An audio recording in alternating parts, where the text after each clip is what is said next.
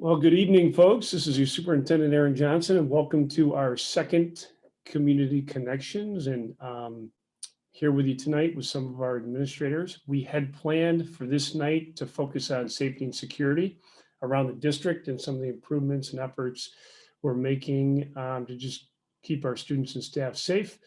But instead, we're going to focus on the full reopening and some of the things that you're hearing, the guidelines that are out there, and some of the ideas that are popping up in the conversations with our reopening task force. So thank you for joining us. We have about 130 people, so another beautiful night of great attendance, and despite the excellent weather out there, so that means a lot that you folks are invested in this conversation. Just a little housekeeping. We have our Director of Public Information with us, Jeff DeVeronica. He's going to be operating the slideshow tonight and also helping us with questions. And if you look on your screen, for folks that have been in the webinar before, you know that we have a Q&A. You can feel free to post a question there anytime. And we want this to be a lot more than just a presentation. We really want it to be a dialogue.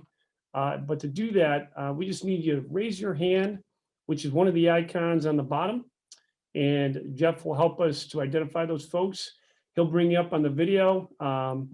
Again, we just ask that we work within the parameters of code of conduct and everything like that tonight around speech and just the setting and those types of things. And so that's just a friendly reminder. And then we can have a conversation, okay? Or you can post your question into the Q&A and we can respond to that. All right. Dr. Johnson, just so everyone's clear, that the families, their video will not be on, it'll just be audio for them. Okay, that's right. Thanks, Jeff, for the reminder. You're right. I appreciate that clarification. So why don't we start by going around the horn with our administrators. That, my friends, was Mr. Jeff DeVeronica, our Director of Information. I'm going to pass it over to our Assistant Superintendent for Instruction to introduce herself, and then we'll just kind of do a waterfall from there, administrators, starting with IHS, and we'll work our way down. Just introduce yourself and your role. Thanks. Chrissy, go ahead. Hi, I'm Chrissy Miga. I'm the Assistant Superintendent for Instruction. Good evening. I'm Alicia Zip McLaughlin, IHS Principal. Hi, everyone. Marianne Hyman, Dake Junior High School Principal. Good evening, everyone. I'm Michelle Flood, the Principal at Rogers School. Hi, I'm Alicia Spitz, and I'm the Proud Principal of Brookview and Seneca Schools. Welcome, everybody. Hi, I didn't chime in fast enough, but Christian Zwallen's also here from Iroquois School. Sorry, Christian. That's okay. Kelly Santora, Proud Principal of Listwood and Southland School. And Brenna Farrell, Principal at Briarwood and Colebrook. So I don't know if you folks are keeping score there at home, but that is our full building administrative team. And I think that speaks volumes because I asked for some representatives and they all came. And that speaks and reflects the level of dedication and a personal investment I think our administrative team has in our schools and the success of your children and our staff. So we're going to spend a few minutes to get started. I want to take you on a little journey. Okay. And again, I want to make sure that we're spending a lot of time in conversation, and we're going to plan to run this until about 7:30 or 8 o'clock, whatever it takes to answer the questions. But I kind of did this with the Board of Education community on Thursday night. I think it's important, Jeff, you can go to the second slide. Thanks. To recognize where we've been and just kind of make sense of the guidance, because we are bound to the guidance of New York State, and specifically Department of Health and New York State Ed. Okay. So since the summer, we've been analyzing the information that's came out and working very hard to make sure that we meet the requirements of the reopening guidance and also many of the recommendations to keep our students and staff safe. But I got to tell you, based on feedback from you folks and from our students and staff, I think our buildings have done a tremendous job. There's a high level of satisfaction, but we know that the year's not over. We have more work to do. So if you look at this slide, I started out with just talking about the community infection rate. Okay, now this is an important factor that you may be tracking yourself.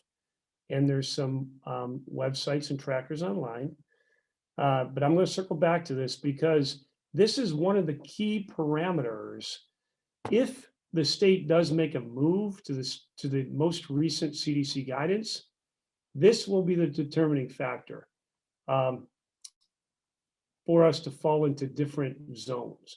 So right now, and I didn't update this specific slide, but I checked it today. Our 7-day rolling average of new cases here in Monroe County, it's actually shot up a little bit to just over 120. Okay. And I'm going to come back to that because that's something we're going to want to watch. We're also watching our staff vaccination rates. I think this is a critical piece of data for our staff, especially because when we talk about herd immunity, according to our local public health officials, Dr. Mendoza specifically, and then the CDC, they define herd immunity in a community or in a school like ours as being somewhere between 60 and 80% vaccination. And so we're required every week to submit the number of staff who are vaccinated or have one shot or have the shot scheduled. And we have 60% of our staff right now, full staff, who are either vaccinated or in process. So that leads me to where we started the year, okay? We are right now continuing to operate under New York State Department of Health guidance from August, okay? And what's critical to point out in this specific guidance is we all know about the 6 feet of physical distancing. That is required in our schools and our classrooms, not during passing time because kids are masked, and that's only up at the upper grades. But within our classrooms, we're required to have 6 feet of physical distancing, or as you can see, use an appropriate physical barrier. We talked about the physical barriers a lot up front, and we chose not to use those because the science of those barriers is questionable. So at this point, we use those around some of our offices and in some of our self-contained classrooms. But at large, we didn't choose to bring all of our students back with barriers. Some schools that you may be hearing about did or are. Jeff, next slide, please. Okay, next round of guidance that came out in February, and this again was not from New York State, this was a national level, was from the CDC, and they updated some of their guidance to create these zones. Now, this is a lot confusing here in New York State because we suffered through, and I say that specifically, we suffered through a lot of different changes and iterations to zones here in New York State. And that was tough to track for folks, tough for even us inside of the school system to track. But the CDC, this is what they recommended a little over a month ago, 4 zones, and you can see them defined. And this is where I go back to the infection rate. You can see that's the top row, which really is a key variable in these zones. So currently, we fall in Monroe County within the red zone. We have more than 100 cases. And then you can see orange, yellow, and blue. And if we go to the next slide, Jeff. Here's what it means, okay? You probably can't read this, but you can look it up on the CDC website. Really, to open up under the CDC guidance, again, this has not been adopted by New York State, but in February, CDC put this out. If we were to fall into the yellow or blue, and that's under 50 new cases per day, 7-day rolling average, then we would be able to open up with physical distancing less than 6 feet. Okay. Well, we were trying to maximize that to the greatest extent. Okay. Orange and red, obviously, much more stringent parameters. I'm not going to spend a lot of time on this because there was new guidance that came out from the CDC after this. And at the time, if you were watching the news here locally in New York State, Dr. Zucker said it's going to be a few days, but New York State is going to update our guidance and we're going to get it out to schools and families. Well, that still has yet to happen. Jeff, next slide.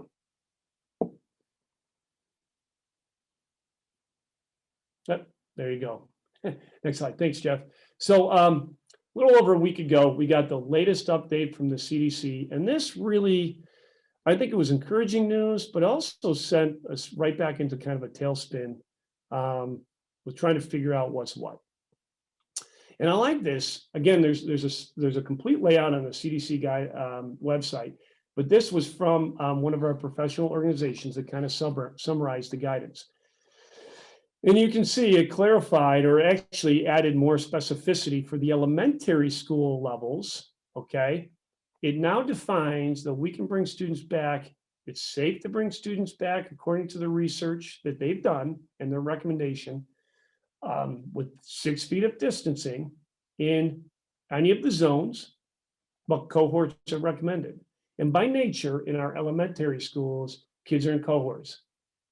They stay in their classrooms throughout the day with one group of students and they don't intermingle, okay?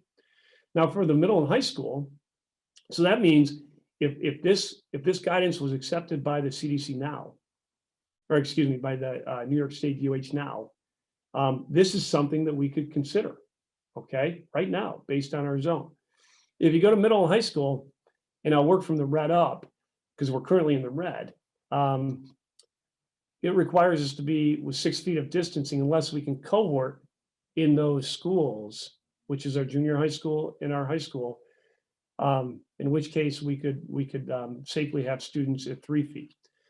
And the cohorting is important, obviously, so that students don't intermingle between the cohorts or pods, but also for contact tracing. And when you look at it like just a run-of-the-mill high school or junior high school schedule, cohorting down to a classroom level is almost impossible. So it kind of takes right off the table unless we get, honestly, I can't even think of a way that we would be able to do that, and we've been working on that. If we go to the orange, and this will be falling below 100 cases, 7-day rolling average, we could reduce the physical distancing to 3, and the cohorts would be recommended. Okay, so we would have a few more options there in our planning. And then obviously to the blue or yellow, which are the lowest infection rates, and that's below 50. And then the 3 feet, regardless of the transmission zone. So I want to start with that. I'm going to just break right there. And I'm just going to check in. We have 3 questions. And let's spend maybe 5 minutes or so. And I want to address any questions that people have on the guidance. And again, this is CDC right here. New York State has not adopted this. Okay, so schools, we still have to adhere to the guidance from New York State from August. I do have sitting in front of me, we are part through our BOCES consortium. We're part of a Common Grounds Health Network where we're lobbying with the state, working through the Finger Lakes reopening school task forces. It's 9 counties bringing together BOCES superintendents from those counties, elected officials, and public health officials, and they're writing a plan to submit to New York State for their approval, review, and hopeful approval that would align to the CDC guidance. We're also working with our local elected officials, our legislators, just to make our case that we need this updated guidance as well. So let's go to some questions, Jeff. Please. What do we have here? Well, we've got some questions about the numbers. If you can see them, being we're lower. Some people are saying that we actually aren't in the red zone. If you want to read through those. Monroe County has over 100 new cases every day, but the CDC is tracking new cases per 100,000 people. Those are very different numbers. Correct. And let me clarify a little bit on that. And that's a really good point. And the point I'll clarify that's unclear in the guidance. They talk about the rates being quantified by local municipality, county, and I think school district is included in that. So there's a bit of confusion as to what's what there. But what we're using as a general marker is the county data. Jeff, you want to rewind to that slide, please?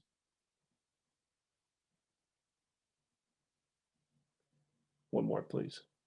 Thanks. Yeah. Yeah. And so this is the total new cases per 100,000 people in the last 7 days that we were talking about. That's the 7-day rolling average that you can find online that I kind of started out with. And right now we're right around 120.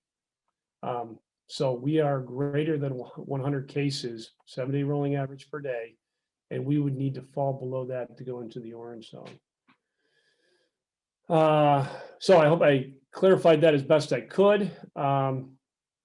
We have another question there. Monroe County is currently at 18.2 cases per day, people, which puts us in a much lower zone. I'm not sure where the 18.2 came from, but that's not accurate. Mitchell, if you want to maybe contact me through email, I can share the tracker with you, and we can actually post it too on our COVID resources, so people can track that themselves. How would that work, Jeff? Thumbs up? Yeah, and that's what we're using to watch that. Lisa, you asked, would the cohorts in the K3 buildings change or stay in the cohorts they are in now? That is a great question. I'm gonna table that one. Let's put a pin in that, because as we talk about the reopening task forces and some of the conversations that are going on here, I think we'll hit on that. And we don't know the answer to that quite yet, because we're analyzing different scenarios, and the driving question is looking at what's best for our students. So let's say New York State makes a change. What are we going to do? And I think we all agree we need to make a decision that's best for our students. So we'll do that. How can we safely adhere to safety guidelines currently or in the future during a lunch period? Mask, remove, eat. Beautiful question. I think that's the one that's probably the toughest one to wrap our minds around, because if you're eating lunch for 15 to 20 minutes and your mask is down, we need to maintain the 6 feet of social distancing, physical distancing. So again, we'll save that for a little more conversation here later on, but we're looking at ideas that would guarantee the 6 feet, possibly utilizing outdoor space if the weather permits, and some other creative options there. But it would be 6 feet physically distanced, very similar to what the students are experiencing right now. Are we talking about next year or these last 3 months of this year? Again, to clarify, it would be the last 3 months of this year. And if the guidance changes, what we're going to talk about and share kind of tonight, some of the scenarios on where we would try to, I like to think of it like opening the valve, because we got used to that with New York State. We may not jump right into a full 5-day in-person instructional model that you may be familiar with from the past, but we are considering, we're going to share ideas of how we would continue to move that needle so that our students are spending more time with staff, either synchronously and or in person. But that would try to, we're focusing on this year right now.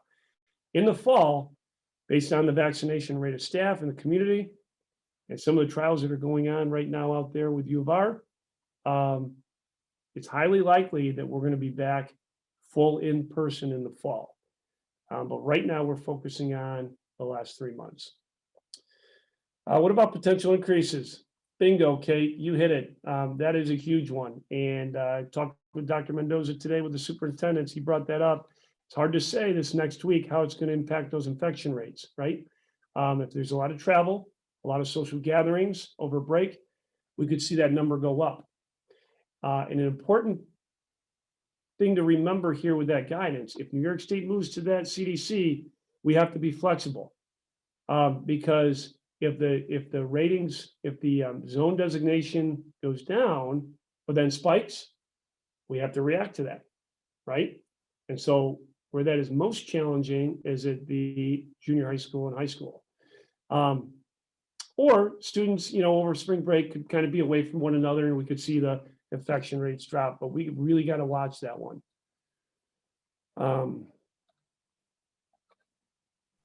More questions coming in. Here's one for you, Dr. Johnson. Will my child have a change in teacher or schedule? Why don't we hold that one, Jeff, until Okay. we move back around to the principals? That's a really good one. And just try to clear the ones right now that are associated with the reopening, specifically the guidelines, guidance. How about this one? If infections fall low enough to where it's deemed safe to reopen, is there still a possibility for remote instruction? Yes. Yep. And in fact, the CDC guidelines recommend that schools maintain a fully remote model for any students who may have an underlying health condition or who have household members with an underlying health condition. So that's something we'll continue for this year and will very highly likely be worked into our planning for the fall too. I think Nicholas has a very similar question. I think you may have just answered it, Dr. Johnson, about his daughter having a compromised immune disorder. Yep. And if we open back up, would she have to go to school? And no, not with a full remote. Yep, they'll have an option. Okay.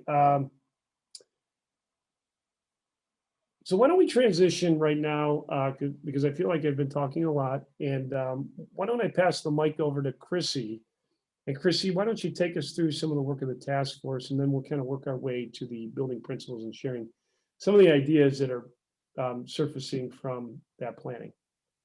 Sure. Thanks, Dr. Johnson. Good evening, everyone.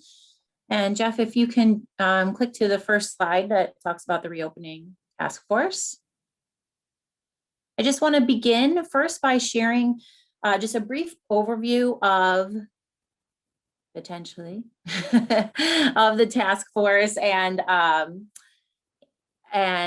what we've been doing with it. So while we're waiting to bring up those slides, some of the things that we have done already with the task force is to first obviously enlist our staff members. We have about 50 staff from across, there we go. Thank you, Jeff.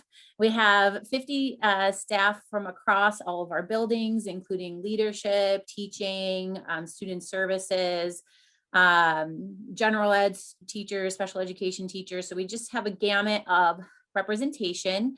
And really one of the first tasks of this task force was to think about our priorities. What are going to be those driving forces as we start to look at the decisions that we need to make in order to best support our students. And so here you can see our priorities that have been outlined. Of course, ensure our student and staff safety, foster trust among stakeholders through transparency. So hoping to, tonight for this to be one of those venues for us to give you as much information as we have at this point. Prioritize student learning. So of course, as Dr. Johnson mentioned earlier, we're really trying to go through the lens of what is best for students. Create flexibility. We've all been living in this COVID world now for a year, and we've, one of the biggest things we've learned is that we have to remain flexible and nimble so that we can adapt accordingly. And of course, promote equity. So ensuring that not only are those there are those experiences that all of our students are able to participate in, but also when we look across our staff and teaching and models across K through 12. So those are the priorities that were identified by the task force to really drive our work. So if we go to the next slide. So again, this survey, this task force has had a couple of different tasks that we've accomplished already. And again, in addition to that 50 staff, we've also brought in parent and guardian representation. And I just want to thank everybody that reached out to be a part of that. We had over 250 parents and guardians reach out, and we were able to bring to our group of 10 additional parents. And so part of the task that we have been working on is to put out the surveys, which as you can see, we've had a very good response rate from the different surveys that we've given. So there's a parent guardian survey. We looked to ask questions of our 712 students, and you can see over 1,000 students responded to that. And staff, we also did a staff survey as well, where we had 260 total responses. So really garnering as much input as we possibly can, knowing that not everybody can be at the meetings of this task force, but how can we bring in the perspective of all? Next slide. And so what has that work looked like? As I've already mentioned, the first meeting, we looked at current guidance. We talked about what have been the barriers, but also the silver linings of our instructional models through March until this year. And then we created our surveys and thought about our reopening priorities. At our second meeting, we reviewed that survey data. So we took a deep analysis into the different 3 surveys that were given. And then again, went back to the current guidance, because that has to be kind of what helps us to make our final decision. And just today, actually, we met for our third meeting where our parents joined us. We reviewed that CDC guidance again, the revised updated version. And then we broke into grade level bands where we began discussions anchored in that feedback and the survey data that we've been able to gather. And we started to think about, okay, we've got a little bit more of a frame to work within. Now we know what the CDC guidance has been put out as. And so again, waiting for New York State to either adopt that or put out their version of the adoption. We thought, okay, this gives us some things to start problem solving around. So again, what we're thinking about is if it does go to 3 feet for elementary students, what does that look? How does it impact schedules? How does it impact lunches for students? And what does that look like, knowing that, just as Dr. Johnson mentioned earlier, at some points it's 3 feet, at other points though, for lunches and certain specials, you need to be the 6 feet still.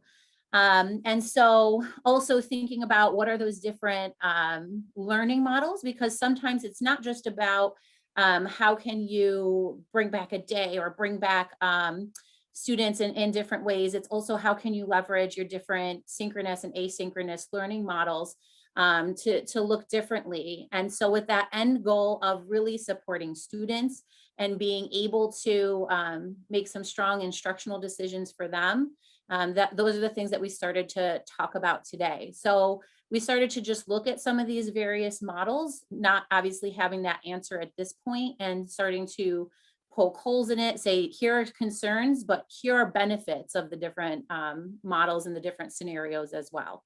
So that's really been our work up to this point as a task force. And we'll continue to get even more specific and dive into the details and really look across K3, 4, 6, 7, 8, and 9, 12, because each grade level band will have their own intricacies and details to focus on. It's great. Thanks, Chrissy. Yep. Why don't we swing back and answer some questions? And what I'll do is, the top one around schedules, again, we're going to come back to that when we get into the conversation with the principals. Some of these questions, principals, if you want to chime in, or Chrissy, just please do. But we'll try to knock some out before we move on to talking about some of those ideas. So first question, K3 goes to 3 feet apart in classrooms. Does that mean no more mask breaks for my kids, for my students? Any takers on that? Otherwise I can take that, Dr. Johnson. Okay. So right now the students, because they are 6 feet apart in our K3 buildings, can all take a mask break at the same time, essentially. So if they were 3 feet apart, we would just need to stagger which students were taking a mask break versus which students still had their masks on. So those would still be built in within the day. Those are important. Yep. Thank you. That's perfect. So we're kind of planning for that. If we fully reopen, how does this affect the remote students? Will they once again have the option to be in person or stay remote? If they stay remote, will they be required to be on their Teams meeting with their classes and teachers 5 days a week? Chrissy, is that one that you'd like to take? Yeah. Okay. So I think, as we spoke earlier, it will in many cases, it will continue the current model that remote students are in. But certainly if, for example, if we move to 5 days per week at the elementary level, where it's in-person instruction, there might be that shift from 4 days to 5 days of synchronous instruction with remote classes as well. So those are some of the things that we're looking into at the 7-12 level. Again, we're looking at how that might be impacted as far as, and that was one of the great conversations of our task force today. So even if we're not able to increase actual in-person, maybe we're able to increase synchronous instruction. And so depending on where we fall with those zones of designation. But one of the great conversations today was, well, what will that exactly look like? Because of some of the ideas around screen time, and will that best benefit students as well? So we're starting to have those conversations about what does it look like potentially for even a 10-minute check-in, or is it the whole time that you need students to come in? And so those same type of conversations, as much as they're applying to hybrid in-person models, we're also thinking about that for our remote students. Do you mind if I add two things to kind of extend your thoughts, Chrissy? Because that was an excellent kind of description. Number one, I would add that probably shortly after break, we will issue another survey. And again, parents, thanks for your patience with the surveys. It's just, there's a lot of information that we want to glean from you and perceptions and input. So it's been really helpful. But the next one would be working through Infinite Campus. A specific response on what model you would choose or your child would choose if New York State adopts CDC or CDC-like guidance. And we need that because we have to really drill into these plans. We're at that point. So you can kind of expect that. And I had another point, but I lost it there. So anyone else, anything to add on that? All right, Jeff, we have a hand up. We have a question coming in. Cheryl and Dale, you should be unmuted and able to ask your question verbally. Please go ahead. Oh. I think I hear them. Yeah, are you there? Yeah, go ahead. We can hear Okay, you. sorry, I thought it was me. So we just wanted to ask, is this fully reopening plan scheduled for the next 3 months, or is this something that we're really looking at for the upcoming school year in September? I'm not really clear on that. Yeah, Cheryl, that's I appreciate that. Because it's important to really know and differentiate between that. So what we're talking about tonight with these ideas, if the guidance changes, would be ideas for this school year.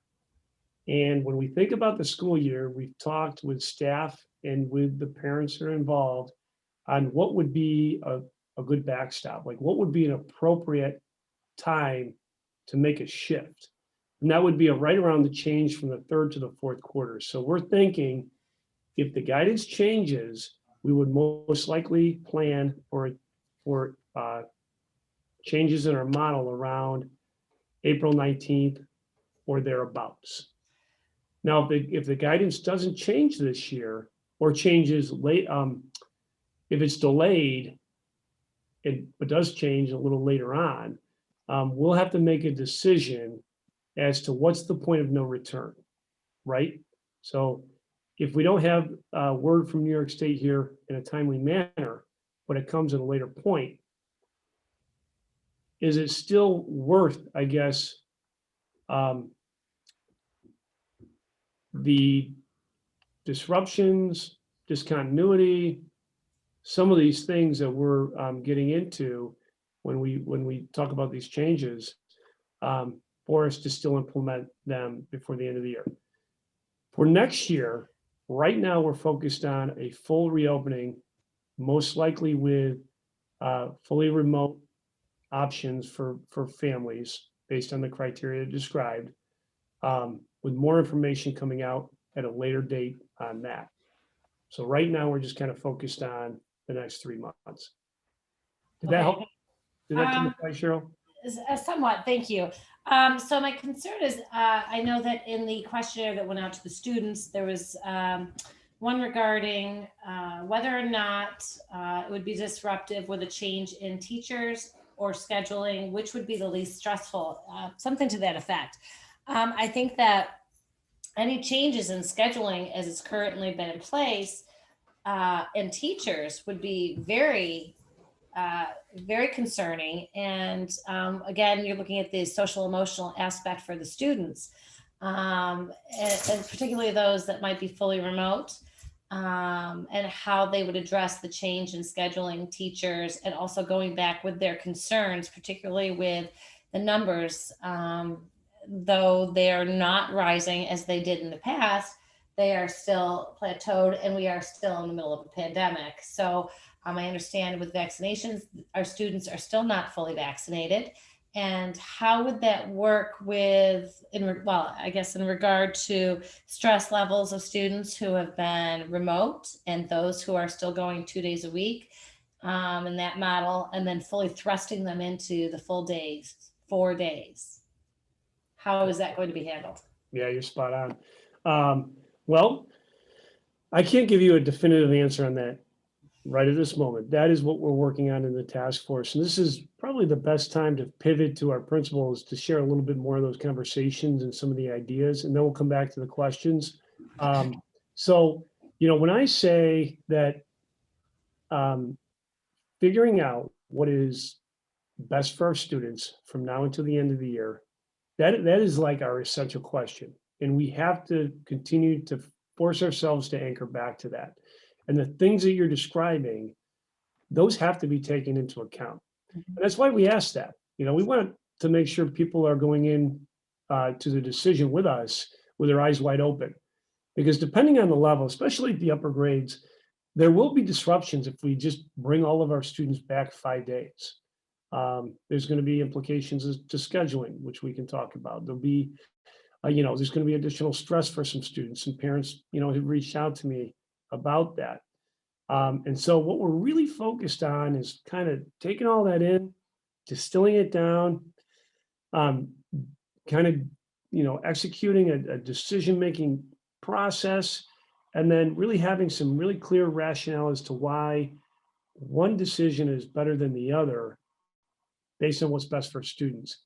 And it might be something between what we currently see now as our structure, so what we've had since August, and a full reopening. So it could be something in between there that just moves that, like I said, moves that needle a little bit to provide maybe more instructional time for our students with, in person or synchronous, or possibly, more supports, some things like that, where we're taking advantage of the new guidance if it comes out, but we're not making a full shift and bringing all kids back in carte blanche, because that might not be what's best. So, Chrissy, anything to add before we dive into some of the remarks from the principals? No, I think you described that well, that we're going to look at all of the different factors that will go into play before making that decision.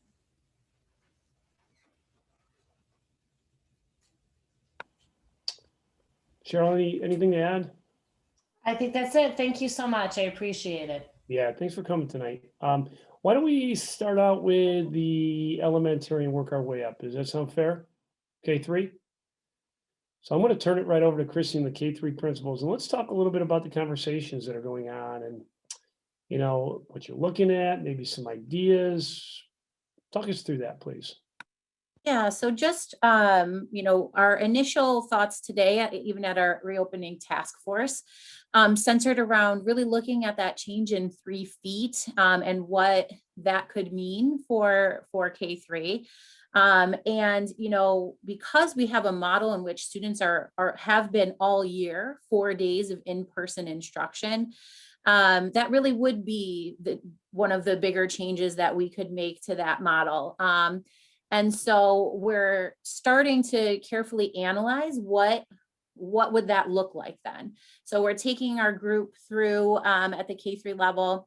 What were the things that would have to shift? I've seen some questions come through on, would students' cohorts shift? And when we built the different student cohorts at the beginning of the year, we did try to assign them in ways that if at some point we did have to go back, that the roster that is tied to each teacher would already be set. And so that type of information was communicated to you through the parent letters at the beginning of the year.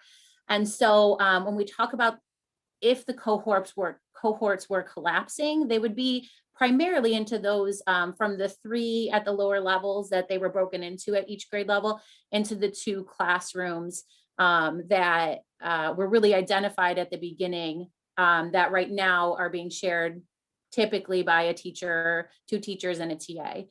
And so that might be one of the shifts that we're looking at. And what would then come along with that, in addition to the shifts of maybe the classroom for some students, so they would be with some of the students that they have already been with, and with teachers that they've been working with all year. So that would stay in place. Also looking then at how the specials schedule would be impacted, because right now it is different than in past years. And again, how we would still be able to accommodate 6 feet at lunches.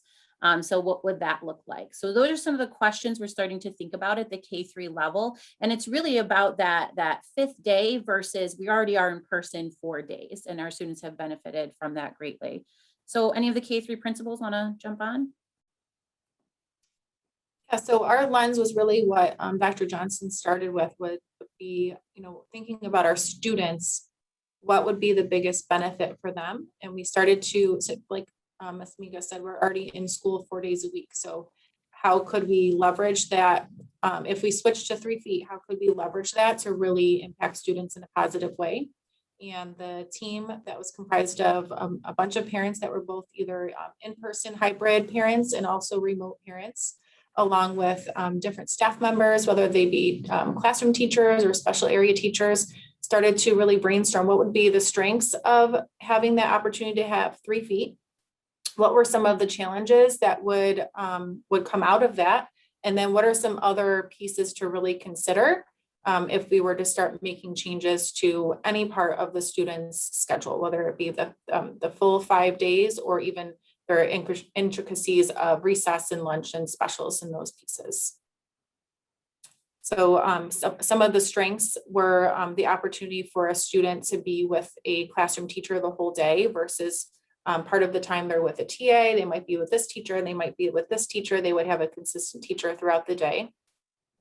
And some of the other added pieces to that where they could have longer specials, because we wouldn't have 12 or 13 cohorts in a building, we would be able to reduce that down to 8.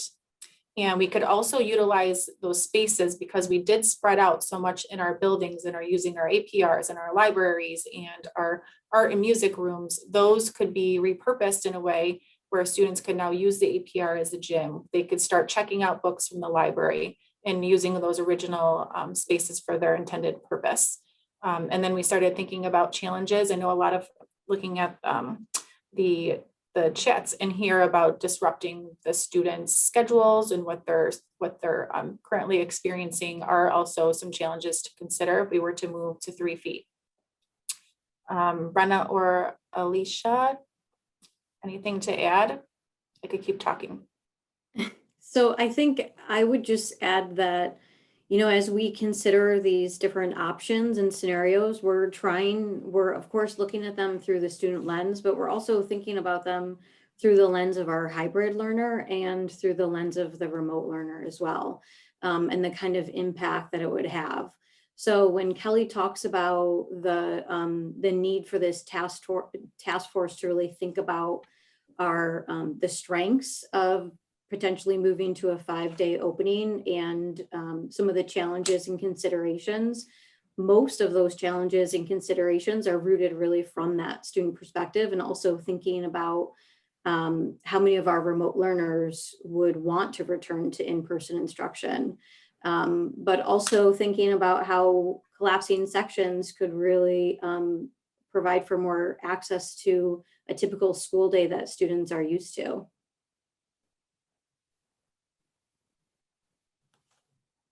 Alicia, anything to add?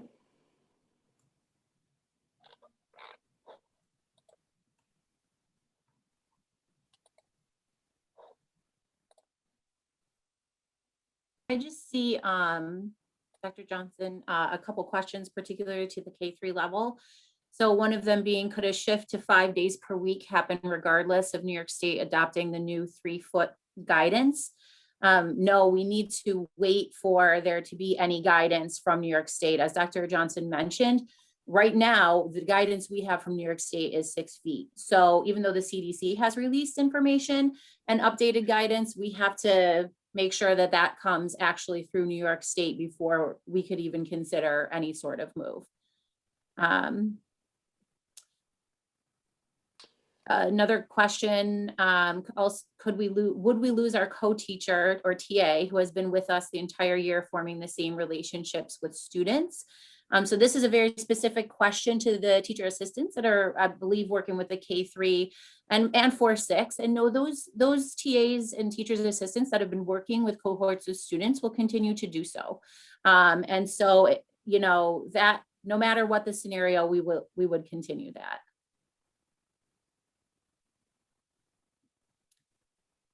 K3 could go back to 5 days and stay 6 feet apart, though, correct?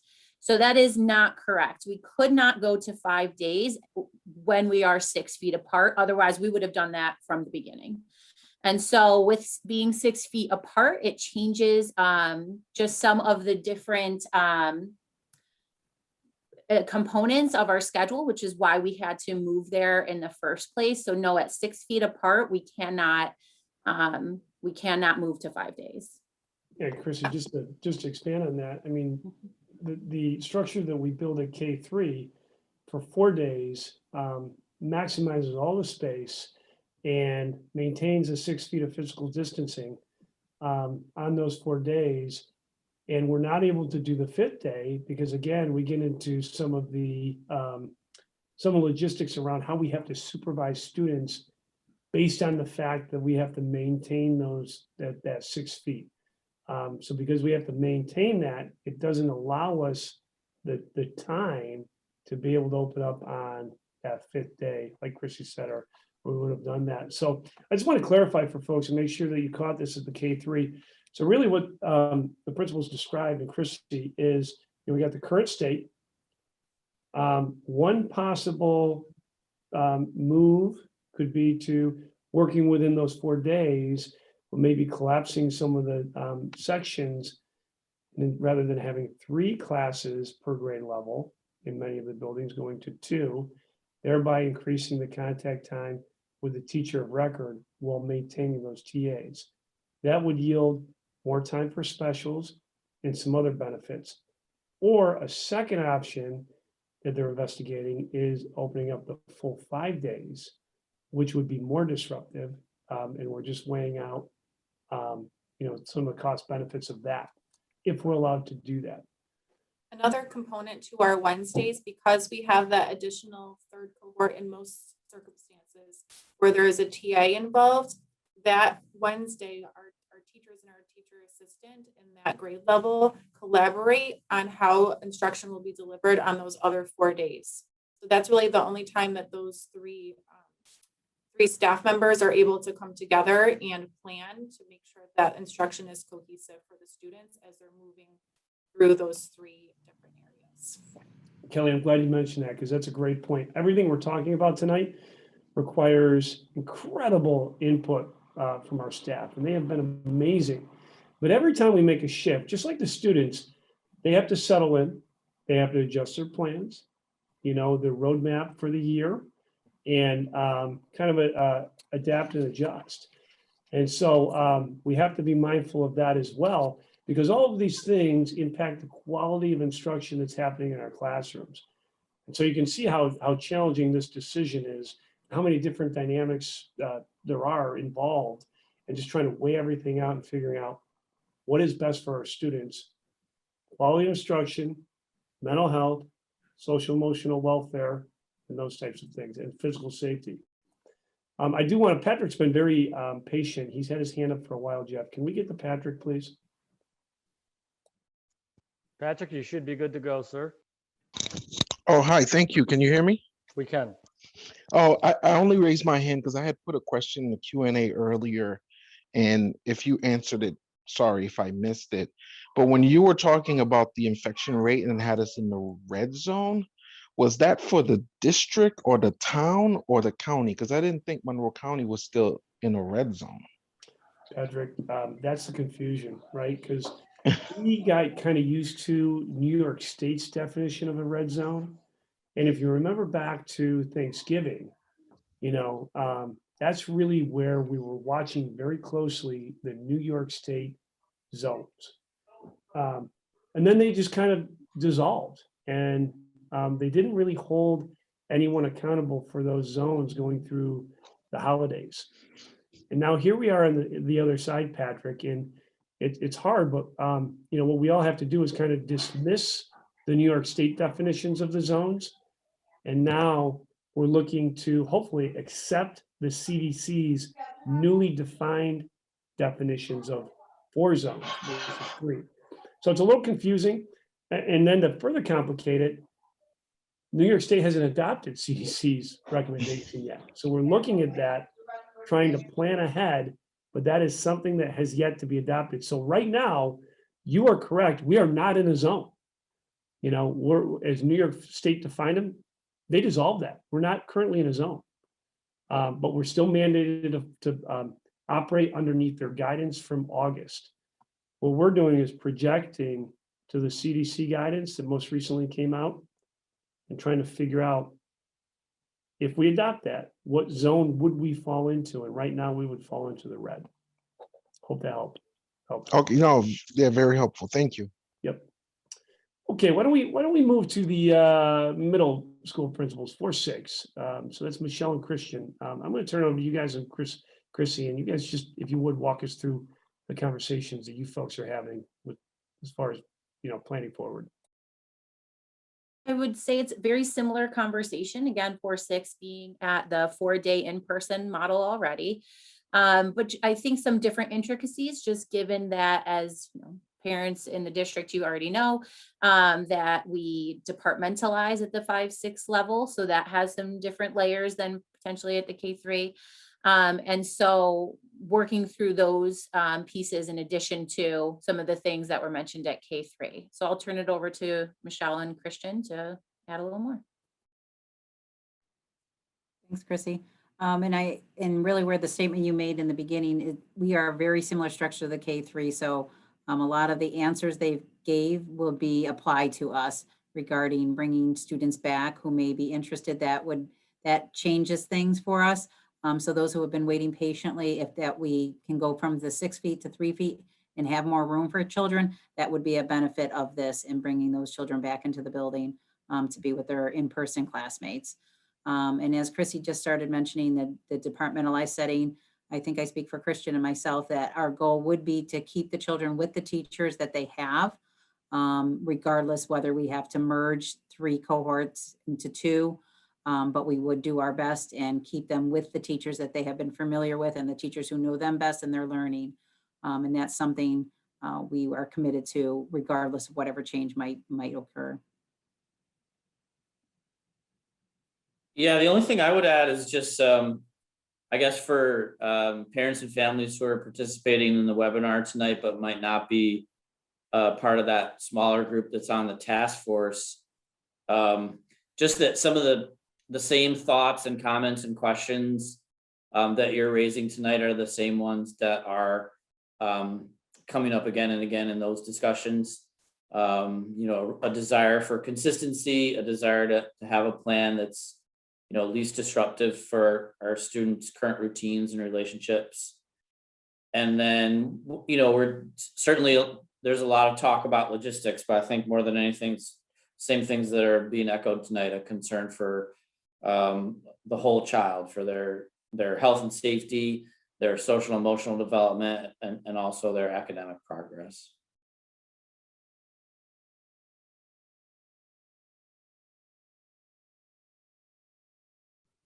We want to knock out a couple of quick questions here. How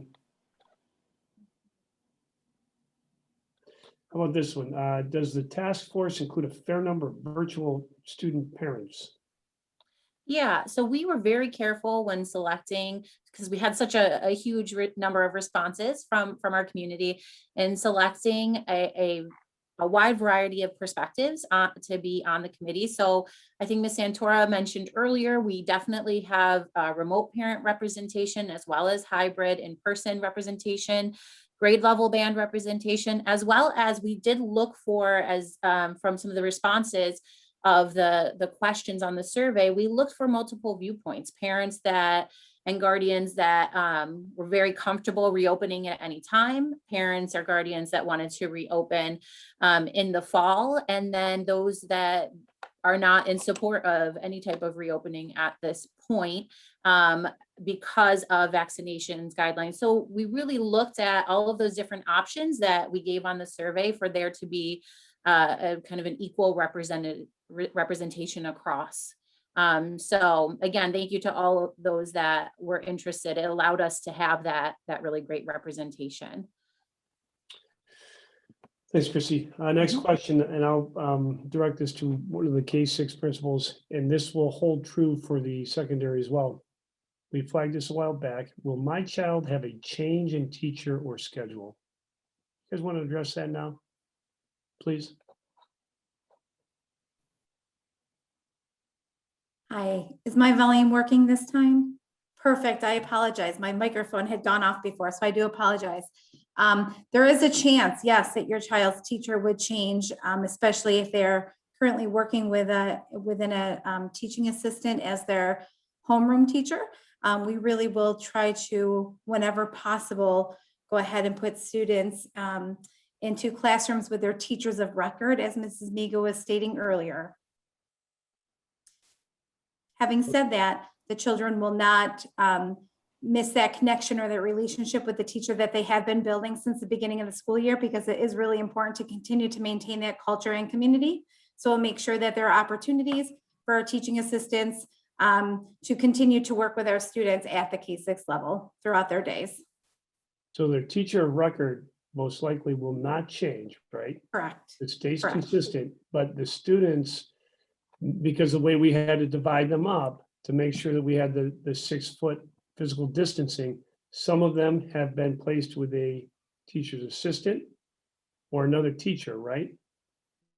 Correct. Okay, and if we were to collapse that section, that third section, some of those students whose homeroom teacher was a teacher assistant, they would now be with the teacher of record.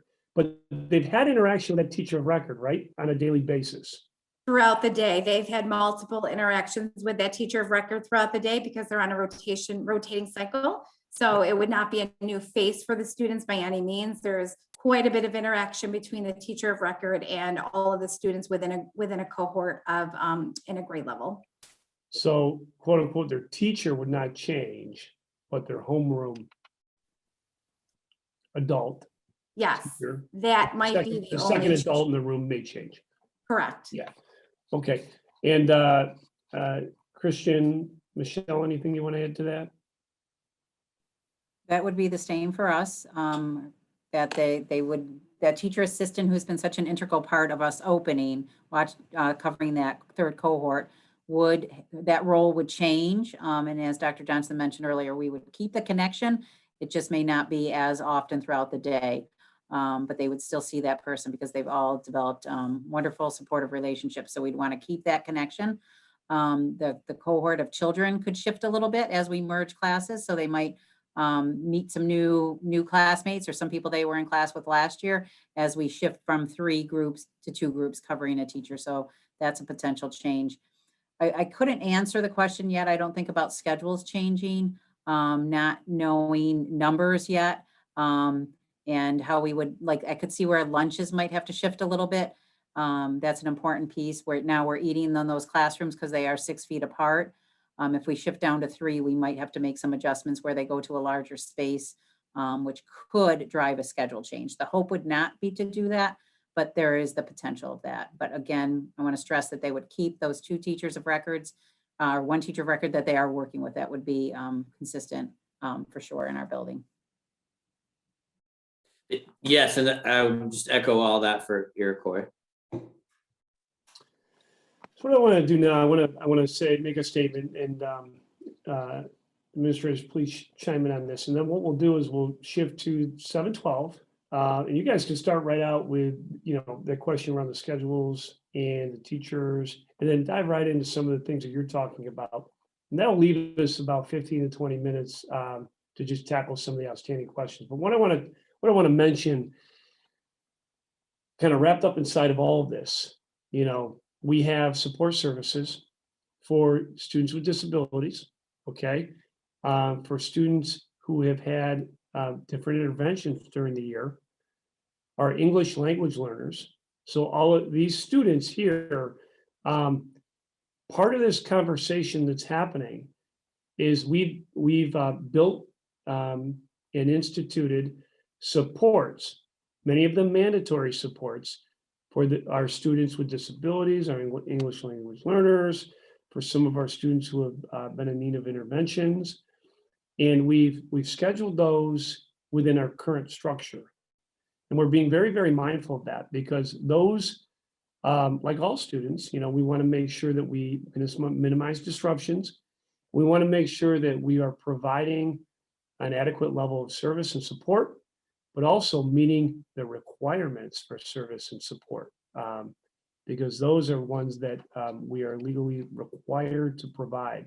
So it's very, very important that we recognize that is an integral part of the conversation, and we're being extremely mindful of that. And we have both teachers, staff members, and parents who are representing, voices that represent some of those needs and factors. So anything to add on that, folks, before we turn it over to 712? Beautiful. No, thank you. Okay. So I'll turn it over to 712, and Chrissy, why don't you guys talk a little bit about some of the ideas at that level? Yeah, and I'm going to start with one of the questions from the Q&A. If you decide to return to a 5-day-a-week instruction and the infection rate goes back to a high level before the end of the school year, would you have to go back to a 6 feet apart and therefore a hybrid model? And I think this is a really important question to address before we talk about the different models we're talking about at 712 right now. Because if we go back to the guidance from the CDC that Dr. Johnson shared earlier, again, it's very specific in stating a difference for elementary and secondary students. And for secondary students, it really says if you're in the red, there has to be 6 feet and less potential cohorting. And then even in the orange, it changes, but it still says with cohorting in place. I'm sorry, I forget the exact wording. So it suggests that cohorting throughout. And so that would be a pretty big change when we're talking about schedules and what those look like, particularly at the 712 level. So for us to be able to cohort would take everything up, and then it would all have to lie completely differently when we put it back down as far as student schedules and teacher schedules as well. And so we want to be mindful of that. And we have been today through our conversations with our reopening task force, because we given kind of the shorter period of time that we have between now and the end of the year, we want to make something that is sustainable. And if there is a shift, it's something that's also feasible. So yeah, we could say, this guidance comes out, snap our fingers, and we could say, yep, everybody come back. But then what happens if those rates do go up? Are we going to then a week later shift back to a hybrid model? So I think that's really important context to understand before sharing the different models that we're looking at 712. So first, we're definitely taking a look at Wednesdays and what might that look like in order to increase instructional time. But we're also trying to think creatively about what does increased synchronous instruction look like for our 712 learners that might help us to maintain our current schedules and help minimize some of those changes that would need to occur otherwise for 712 students. So with that kind of intro, I'll hand it over first to Ms. Hyman with the 7-8. Sure, and I think Ms. McLaughlin and I will kind of share together, because we're just exploring a couple different models across the 712, knowing that we're looking at increasing that instructional time and supporting students with more direct teacher contact, whether that happens virtually through a synchronous model. So one of the models we're exploring at this point is keeping the cohorting of blue gold cohorts for most of our students, but then on their typical, what would have been an asynchronous day, it could potentially be a time where they're teaming in synchronously. So they would get 4 days of synchronous instruction. Monday synchronous would still be in person, Monday and Thursday for the blue cohort, and then the gold synchronous in person would be Tuesday, Friday. And then when it was their at home day, that would be synchronous time teaming in from home. We're really just looking at some considerations for that. So we're considering just that increase of instructional time for student contact to teacher, and looking at the continuity of planning for teachers in order to directly support students. Some things we're considering that came up today at the task force meeting was just the increased screen time for students at home, thinking about fully virtual sections of classes, because at Dake we do have some full virtual sections of classes. And there was a great point brought up earlier in our task force about do students, if they're teaming in from home on a synchronous day now, would they have to be on for the entire time, or could they get that contact with teacher and then be able to work independently for the rest of that time while students are working in person with the teacher as well? So that's one of the models. Part of that would be really preserving that Wednesday for just support for students, like Dr. Johnson mentioned, just those related services that are happening. We have some support for students based on need, where students are getting additional support on Wednesday. Teachers are able to have better individual contact with students on Wednesdays through their office hours and other scheduled opportunities. So that's just one of the models that we're exploring. And then I'll turn it over to Ms. McLaughlin to talk about kind of the Wednesday on campus model. Thanks, Ms. Hyman. So in addition to that model, another that we are considering and talking about is adding in that Wednesday component. So again, students would remain aligned with their cohort, but we would alternate the Wednesdays for cohorts. So along with that model, we certainly recognize that that would allow our students more time on campus. So if we started off with a blue cohort on campus for their cohort 3 days a week, and the gold cohort would have their remote learning or asynchronous time, then the following week, the gold cohort would have 3 days and the blue cohort would be the reverse of that. So that does give an increase of the opportunity for our students to be on campus and have that face-to-face time with teachers and their peers to engage in academic discussions. It speaks to the converse of what Ms. Hyman just mentioned around we'd really have to rethink and plan thoughtfully for those interventions. At the high school, we, with our NHS tutoring and our teachers and their flexibility, we've really been able to capitalize on that time Wednesdays between 8 and 3 to have our students come in and get those individualized interventions on top of the specialized supports for our students who have IEPs and mandated services and our ELs. So just talking about what those models would look like if we were using the Wednesdays. Again, when we're talking about that social emotional component, we do recognize that for some of our remote learners that they may not feel as connected as they would if they were on campus, but also weighing out the other piece that in our student survey, and knowing that we had over 1,000 student responses, grade 7, 12, they really thoughtfully called to the forefront for us to consider how important a consistent routine is for them and how crazy the last year has been, and just trying to make sense of all of that and feeling like they have finally settled into routine. So we are being very thoughtful about any of the models we're considering to mitigate that impact on our students. When you ask the question about whether our schedules or teachers could change, some unique nuances to the high school involve in the beginning of the year when we planned for our 2 days on campus or synchronous learning for the hybrid model and the 3 asynchronous, we had a lot of flexibility to work with families who were unable to, because of students on different cohort days, either at DAKE or navigating family situations with the need for daycare and helping some older siblings, you know, kind of help and monitor younger siblings, ride shares. We were really able to accommodate family need.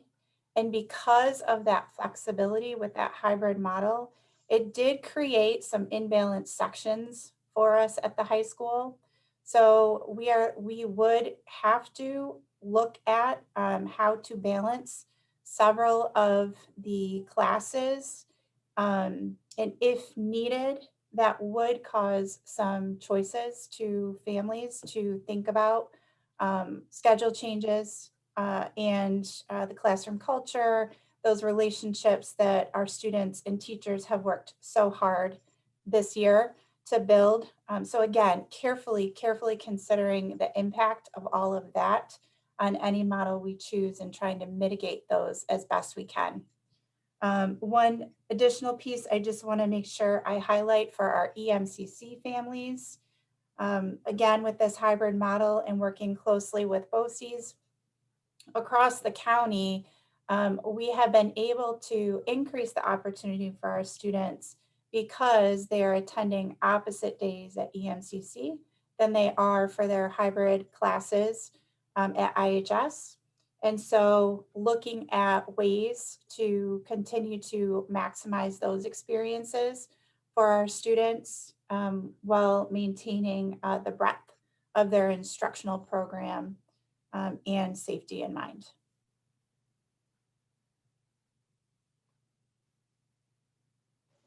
All right, what do we, Marianne, anything to add before we go to some questions? I think just with the models we're exploring, aside from those sections that we would need to kind of look to potentially rebalance at the high school and potentially some at DAKE, we really are looking for consistency for students, knowing that there has been a great change for them this year and they've really pivoted and shown such resiliency that our goal is to really promote consistency for them and listen to their voices. We're looking through these options and really exploring that for them. Thank you. Let's go to some questions and I'll knock a couple out here to start out with. So to kind of recap with the secondary level, you know, again, there's the status quo, what we're currently in, and they're exploring options for taking the next step within the current model to offer more synchronous time with teachers. Okay, we're looking at models around the Wednesdays, and I know there's some questions in there about some other districts and how they're using Wednesdays. That is something that is being considered. And then you heard some of the obstacles. If the guidance is adopted by New York State, and then our infection rates drop, and we could do a full reopening with 3 feet distance. Some of the things that we have to be mindful of in doing that would create some trade-offs for students and families. So let me start with this. You know, a couple questions about surrounding districts, like, you know, different districts were mentioned in questions, Penfield, Fairport, Webster, this, that.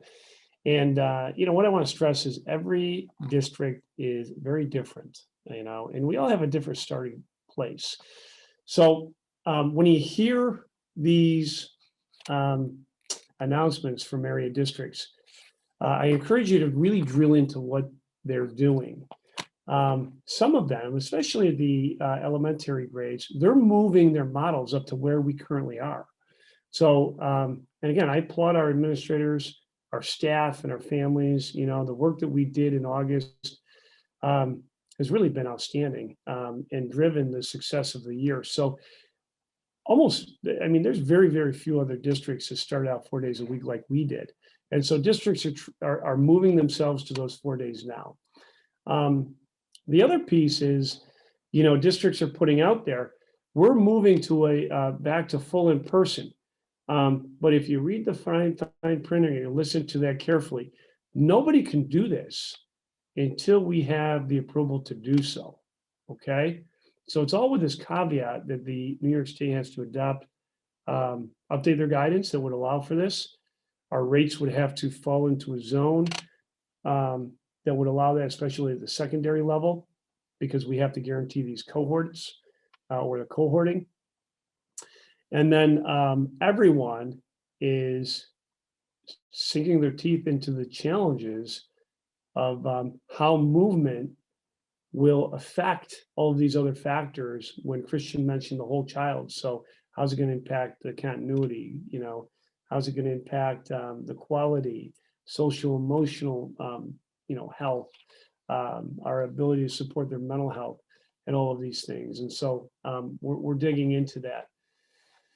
Another parent asked about, special education students and what considerations are being given to them. And so we mentioned a little bit of that. Alicia got into EMCC and some of our programs over there at BOCES. So that is all part of the conversation. Of course, we recognize for our students with disabilities, just like all students, continuity in schedule, continuity in with their relationships with staff are all very important. So those are the things that we're weighing out and leveraging against the changes. And then somebody else had asked about, are we prioritizing time for our students with disabilities? Are we considering bringing them back more? Yes. And we've already done that. Since the beginning of the year, our self-contained classrooms have been back, I think all, if not the vast majority, 5 days. And then Alicia and Marianne, maybe in 3 minutes or less, because I'm just being mindful of the clock. Can you describe some of the creative ways that you're using Wednesdays where we have upwards, I know in IHS, upwards of like 300 students that are being provided additional supports on that day, specifically for this purpose? 3 minutes or less, go. Yeah, I can start off and then kick it over to Ms. Hyman. I think that I would say we are prioritizing our learners who need additional support in ways that we wouldn't necessarily typically be able. So what I mean by that is Wednesdays, we do have that 8 to 12, or many of our students are staying 8 to 3 to come in to get some extra help, but that's concentrated time with the special educators to really help process through those executive functioning skills, do some pre-teaching, some reteaching, as opposed to if we were following a traditional schedule, that would be in a 42-minute chunk of time.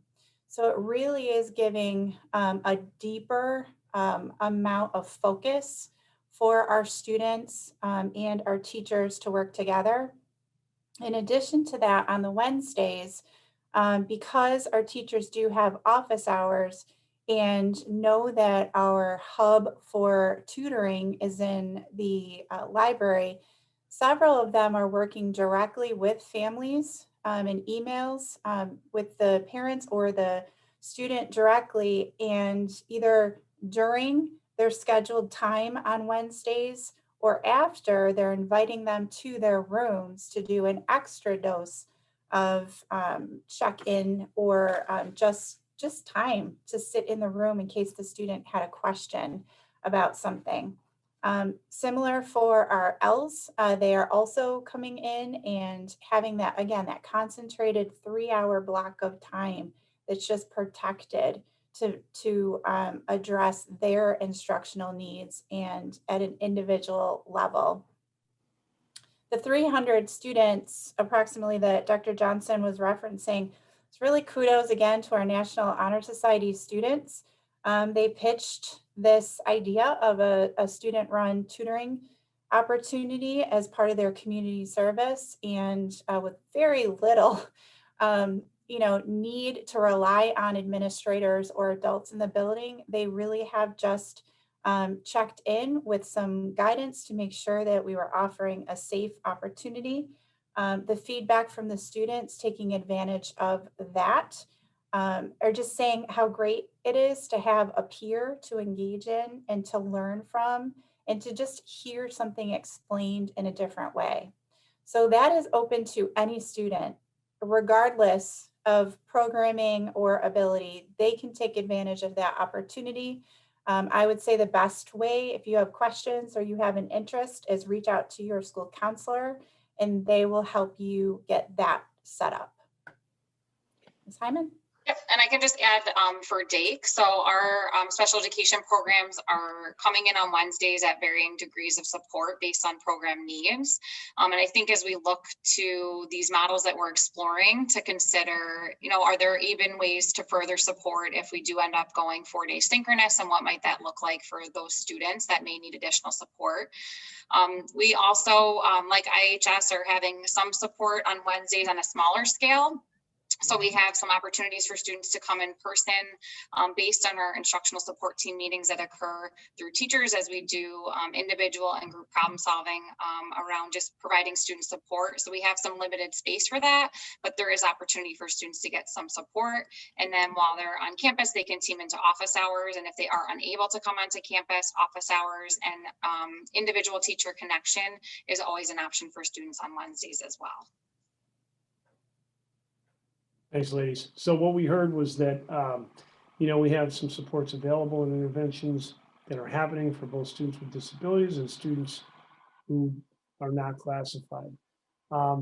We have about 9 minutes left. We have 32 questions. We'll kind of popcorn around, hit what we can, and then what I'm going to encourage folks to do, because I want to be mindful of people's time. We spent 90 minutes and we want to make sure that we give people information.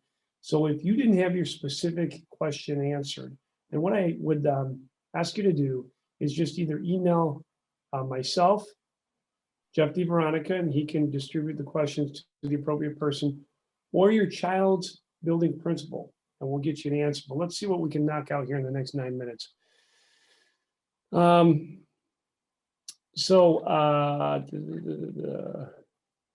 So one, Mike asked, why are we just starting to have these critical internal conversations now? Shouldn't we have like a myriad of contingency plans?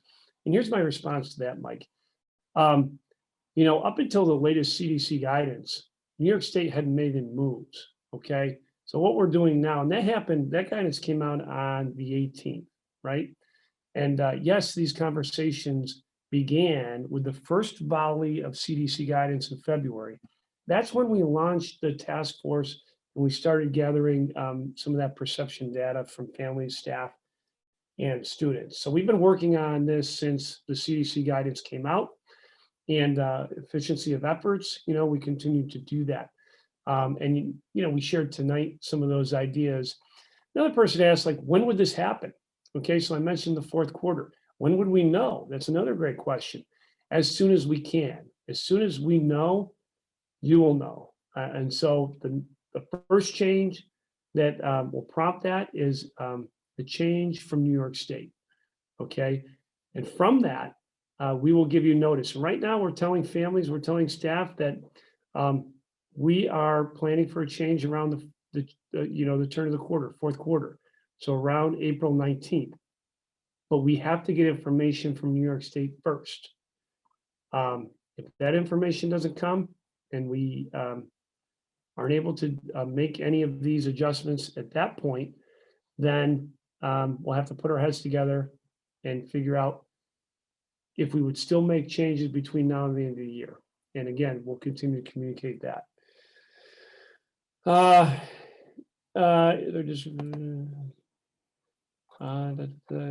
Jeff, you see any good questions? They're all Yeah. great questions, but ones that we haven't answered, I should say.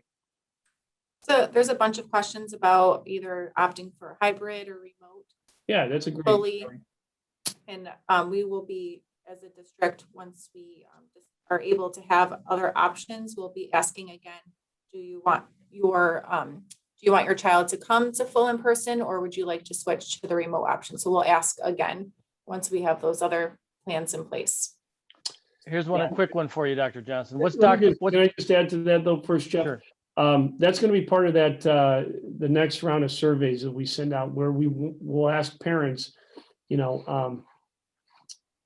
based on these ideas, will you or will you not send your child back for the hybrid learning, okay? Or potentially K3 or K6. As you heard tonight, it could potentially be 5 days a week. That's one of the options. So we'll ask that.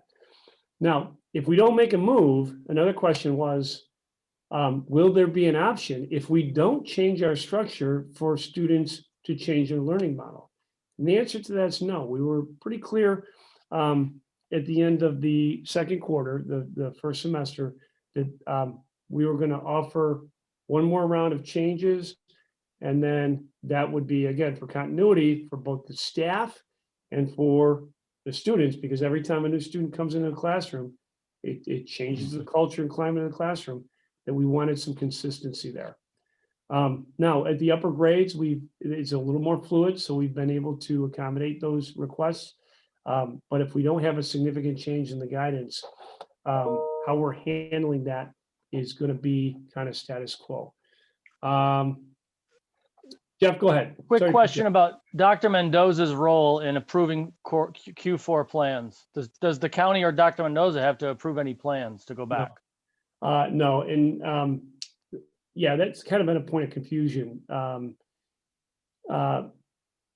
This entire time, the Monroe County Public Health Department, what they've been doing is they're really the local agency that's responsible for executing and supervising and managing, the state's guidance.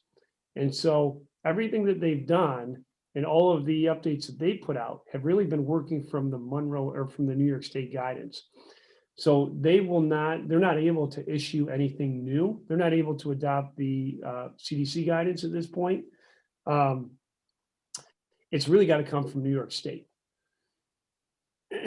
And then they will react to that and provide more specific details around that as it relates to our local constituents. Jeff, another one? Would the school day schedule start and stop time change if the kids went back full time? Good question. Any principals want to answer that, or I can jump in? Yeah, I can go ahead and answer that. We are really working when we're creating our schedules and looking at different options. We're trying to ensure that the school day start and end time is around the same time, because we know that that's what families have planned for the year. So we're doing our best to ensure that the start and stop time are essentially the same. If your child takes a bus at the K3 or K6 level, that bus time might change through transportation by a few minutes, but again, it would be minimal at most. Can I just ask one more question? Because this came up a couple of times, especially at the elementary schools. Some students have had to, they're especially remote, attending, schools that wouldn't normally be their neighborhood school. So if we come back, and change the model, how would that work? Would the students go back to their home neighborhood school, or would they stay in the place that they're at? That's a Dr. great Jeff- question. And we actually talked about that today at our task force. And for the remainder of this year, Dr. Johnson, the child would remain in the school that they have attended since the beginning of the school year. In the fall, we would look to bring the student back to their home school. That would be the same for the 4-6. We would have room to bring everybody back to their home school. There was a similar question that somebody asked, that we've been talking about keeping the teachers consistent at the K6, but somebody said, if my child is remote, would their teacher be consistent if they change to hybrid? And that would be the one that would have a change. We would anticipate still having the remote for those who prefer that or need that option. So therefore the teachers would remain remote, and then the current remote students would join a new class, and we would do our best to make sure they had a familiar classmate as best as we can. So I want to dive in on one question. Krista asked, she went to the Monroe County website, and the current infection rate is 1.7. I think she quoted the new infection, the number of new cases of being 130 something. I think it was 135. 135. Yeah. Yeah. So again, the positivity rate is not what the CDC defined as the defining variable. It's the 7-day rolling average of new cases. So that's that 135. And that was, I think, probably the current, that's not the 7-day. The 7-day is more around like 120. And again, that's what the CDC is defining. We have to work within the parameters of the guidance, and that's still CDC that has not been adopted by New York State. We'll wait to see what New York State adopts. But if they follow suit with CDC, we will have to fall in line by curtailing our structure to those newly defined zones. Okay, we're gonna have to work within those. I know it's frustrating, but you know, I think one of the things that I would reiterate and compliment over and over here in Arundecoit, in West Arundecoit, is the fact that we have stayed together. Okay, we've worked together, we've collaborated. You're not seeing that in every district. There's some real consternation and turmoil, and to me, that's counterproductive. Okay, I think that where we're at right now in a level of general satisfaction, I know not everybody is a tribute to our staff and our families, and we're going to continue to work on this, but we have to stay together, and we're going to have to play the cards that we're dealt. We're going to continue to advocate, but we have to work within those guidelines. Okay, Jeff, another question? Let's take two more, and then we'll just want to be respectful of people's time. Is there any way to bring 712 students back 5 days a week if the guidance is changed? Any principals, or would you like me to answer that? I can answer that. I can answer, just, I'll start it and then you can develop it from there, Dr. Johnson. You got it, Alicia. All right. So at the 6-foot guidance, we're not able to accommodate everybody on campus. I will say, in preparation for any potential shift to 3 feet, we have measured many of our classrooms. And so that shift from 6 feet to 3 feet, you might think, well, since it's half the spacing, we can get double the children to fit in the room. And I will say that that's not an easy mathematical problem to solve. In many cases, it really only afforded 3 to maybe 5 extra students, because even if we shift to that guidance, our adults, in many of our classes, we have more than one adult, and we would still need to make sure that we had that spacing between the adults and the students. So we are looking for that win-win right now, which is why you heard the 7-12 model, really talking about increasing that synchronous instructional face time with teachers for the rest of this year. So I will add to that. I appreciate that, Alicia. And, you know, and I think probably what's hardest for people to wrap their minds around is the fact that, you know, pre-COVID, we had all of our students in our classrooms. But as Alicia and Marianne had alluded to, had explained early on, is the fact that to accommodate some of the significant challenges that families were experiencing when we entered into this in the fall, you know, siblings and making sure that households attended the same days, those types of things. There had to be some concessions that were made in our scheduling. And now what we see, rather than, you know, the students evenly distributed across all of our sections, all of our classes, they're not, okay? Because we had to keep households together in the different cohorts, okay? So those are some of the complicating factors that we're discussing right now. And we are going to absolutely maximize the instruction and the structure for our students. But we can't just throw out the baby with the bathwater. We are working on whether or not the gains would be worth some of the sacrifices, you know, and we have to weigh that out for the students. And that leads me to, and I want to end on this, be mindful of people's time. Somebody asked about, hey, what about the staff and the students? Have we looked at their survey data? Are we thinking about the safety of the staff? Yes, absolutely. We will share more of that survey data in our Monday report to families. That's part of what's being analyzed by the task force. The staff absolutely were being mindful of their safety, of the logistics, like I explained, around the planning, the ability to collaborate, some of our contractual obligations, right? But I got to stress, some of these obstacles, and our staff knows this, they are all in. We want to make sure that it's not effort that is a limiting factor.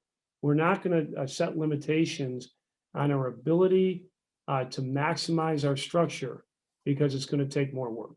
Okay.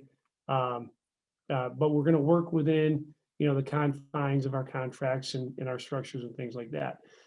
Because we want to, all of us are totally invested and focused on what is best for our children, and that is the driving factor. But making sure that it's something that our staff can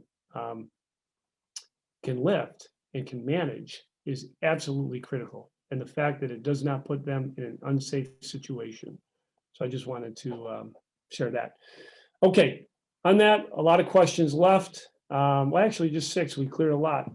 So I'm going to ask folks, because you guys have been wonderful. We were up to over 200 participants at one point. If you have any outstanding questions you did not get answers to, please reach out to us. We will get you information and share what we can. And I just want to thank our panelists tonight.